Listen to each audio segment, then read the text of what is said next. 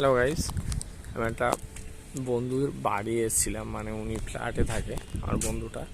তা ভাবলাম একটু ছাদ থেকে ঘুরে যাই।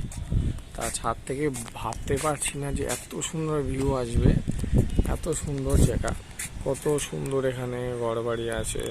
ঘরবাড়ি বলা যায় না, ফ্ল্যাট আছে, অনেকটা বড়, রোদও আছে অনেকটা। এতটা রোদে ভিডিও করাটাও সম্ভব হচ্ছে না, ফোন হিট হয়ে যাচ্ছে। অবশ্য দু একটা ক্লিপ বার করেছি, দেখছি তেমন হলে এডিট করে ওটা আপলোড করব। ছাদে একটু ঘুরতে আসলাম, খুবই ভালো লাগছে, আকাশটা খুবই সুন্দর লাগছে। ঘুরতে ঘুরতে পাখি টাকি আছে, বাট ক্যামেরায় তো ওটা ক্যাপচার করা যাবে না।